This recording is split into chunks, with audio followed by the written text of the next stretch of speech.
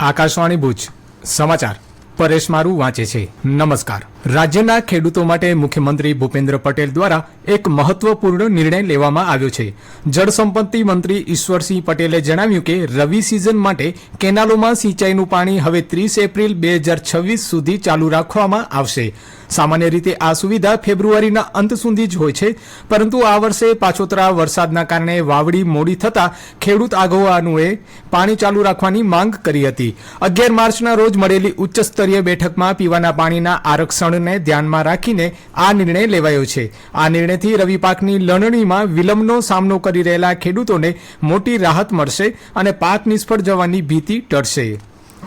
કચ્છ જિલ્લામાં ગેસ સિલિન્ડરની અછત વચ્ચે જિલ્લા પુરવઠા વિભાગ સક્રિય બન્યું છે.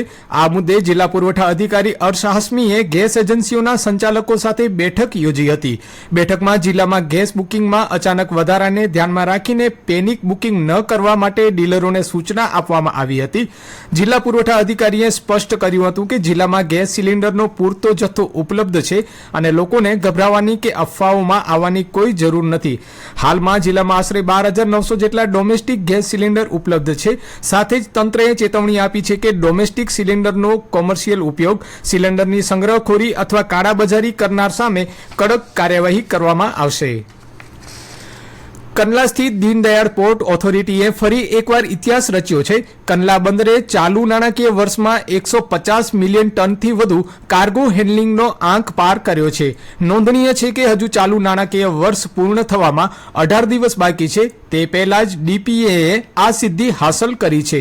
દીનદયાળ પોર્ટ ઓથોરિટી દ્વારા પ્રાપ્ત આ સિદ્ધિ બંદરની કામગીરીમાં સતત વૃદ્ધિ અને કાર્યક્ષમતાનું પ્રતિબિંબ માનવામાં આવી રહી છે. આ સાથે કંડલા બંદરે પોતાના જ અગાઉના રેકોર્ડને પાછળ છોડીને 150 મિલિયન ટન કાર્ગો હેન્ડલિંગનો અત્યાર સુધીનો સૌથી ઝડપી રેકોર્ડ નોંધાવ્યો છે. દેશના સમુદ્રી વેપાર ક્ષેત્રમાં આ સિદ્ધિને મહત્વપૂર્ણ ગણવામાં આવી રહી છે. કંડલા બંદરની આ સફળતા ભારતના સમુદ્રી વિકાસ અને આર્થિક પ્રગતિમાં એક વધુ ગૌરવપૂર્ણ અધ્યાય તરીકે જોવામાં આવી રહી છે. આગામી 18 માર્ચથી ચૈત્રી નવરાત્રીનો પ્રારંભ થશે. દર વર્ષની જેમ આ વર્ષે પણ માતાના મઢ ખાતે ઘટ સ્થાપન વિધિ મઢ જાગીરના અધ્યક્ષ રાજાબાવા યોગેન્દ્રસિંહજીના હસ્તે પરંપરા મુજબ થશે.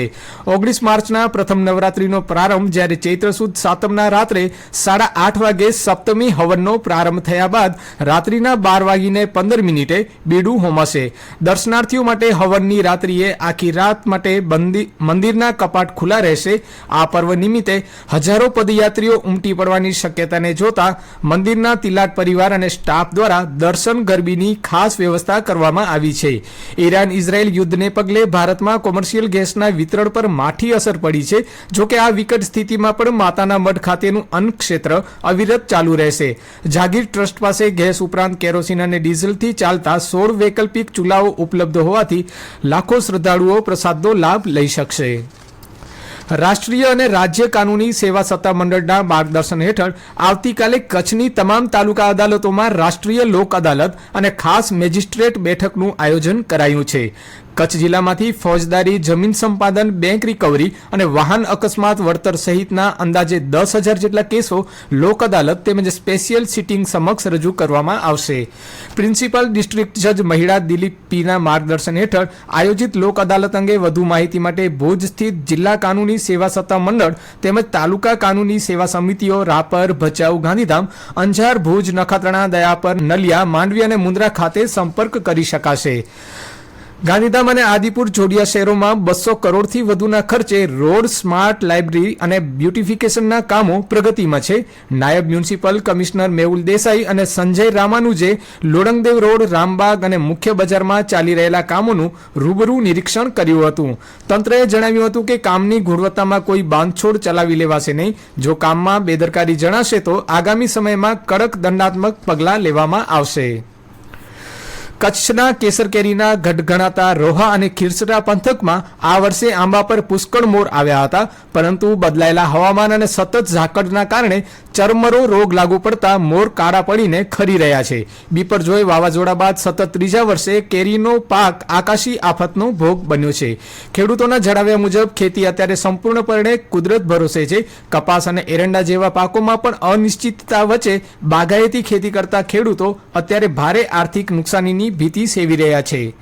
કચ્છ જિલ્લામાં માર્ચ મહિનાની શરૂઆત સાથે જ ઉનાળાએ પોતાનું રૌદ્ર સ્વરૂપ બતાવવાનું શરૂ કરી દીધું છે. છેલ્લા કેટલાક દિવસોથી સૂર્યના આકરા તાપના કારણે જિલ્લાવાસીઓ ગરમીમાં શેકાઈ રહ્યા છે. ગરમીની આ લહેર હવે રાત્રે પણ અનુભવાઈ રહી છે.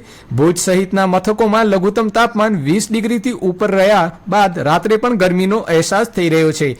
હવામાન વિભાગે કચ્છ માટે આજે યલો એલર્ટ જાહેર કર્યું છે. આજે જિલ્લા મથક ભુજમાં મહત્તમ તાપમાન 38.4 અને નલિયામાં 35 ડિગ્રી નોંધાયું છે. અને આ સાથે સમાચાર બુલેટિન પૂરું થયું. નમસ્કાર.